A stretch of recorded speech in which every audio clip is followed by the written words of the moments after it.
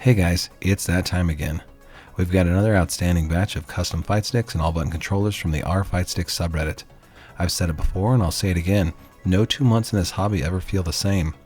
This time around we've got repurposed classics, some clever DIY prototypes, and a few builds that blur the line between controller and art project. So let's jump right in. Here are my unordered picks for September's Fight Stick of the Month. Fight Stick of the Month! First up is Pyro Wizza with a sharp throwback build using a classic Razer Panthera Evo. It's got a red, black, and silver color scheme with gamer finger buttons and a matching knee Neo lever. The custom art was commissioned and then assembled in Photoshop. The colors pop and it's always fun to see these sticks still kicking around. Really slick work. Here's It's Me Rashido with a Doom box, a clean hitbox style layout themed around Marvel's favorite megalomaniac. The deep greens in the art pair nicely with the clear buttons and the combo extension set from hitbox themselves.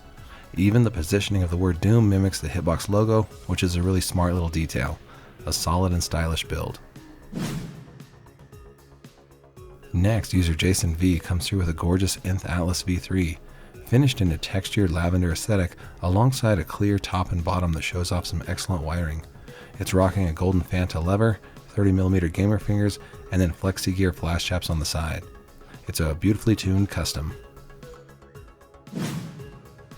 Johnny Fraze drops another banger with a Kings of Muay Thai build, featuring just that, the 3 Kings of Muay Thai from 3 big fighting games. It's a For the Dub JF edition with a mix-up layout, Sonwell lever, gravity buttons, and the usual clean work from JF himself. Great theme, great execution, and just another day at the lab for Johnny Fraze. Next, Art Bastard hits us with a Godzilla hit stick, their very first build. It's got a gravity lever, plus artwork sourced from iconic movie posters.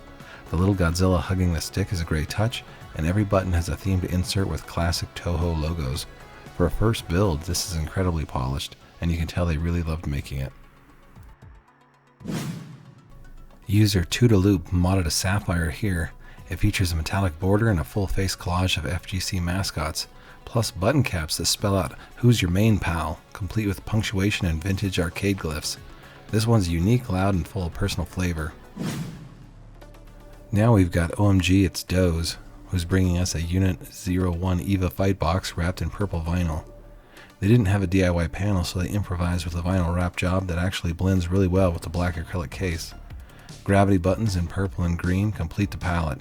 Very tight visual package that nails the vibe without overcomplicating things. Nice work.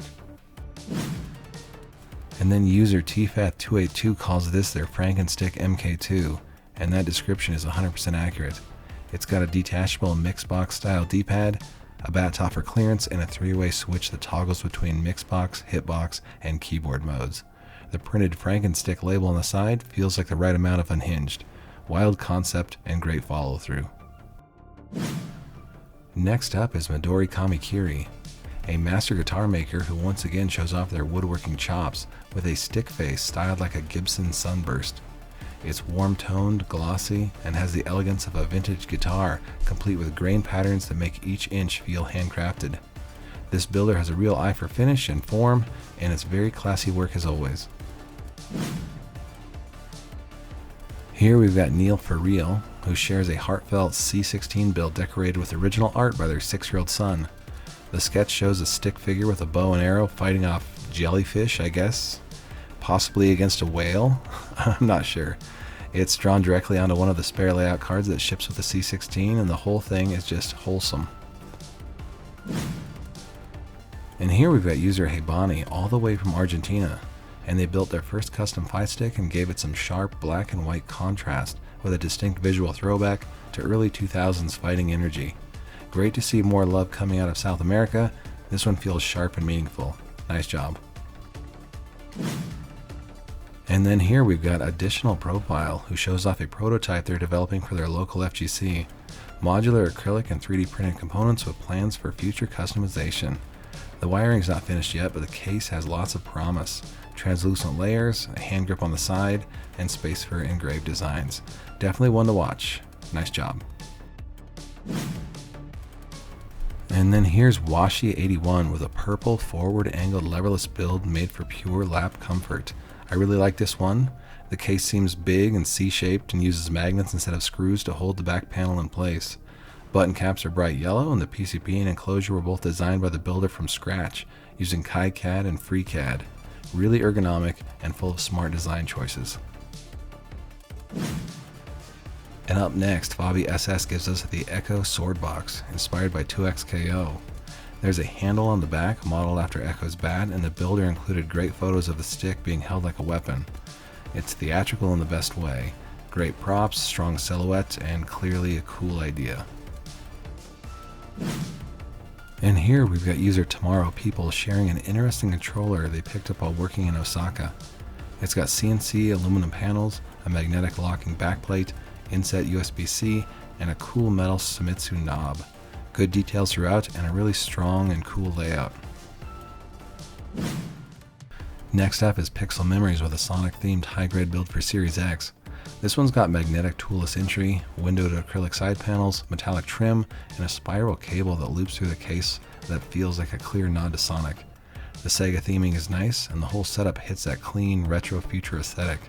The builder always delivers sharp 3D printed work, and this one is no exception.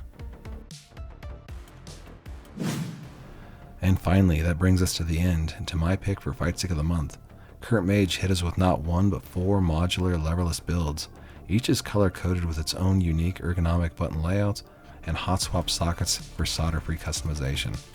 Red, green, yellow, and blue, a likely nod to 2XKO, each layout tweaks spacing, angles, and shape just enough to invite experimentation.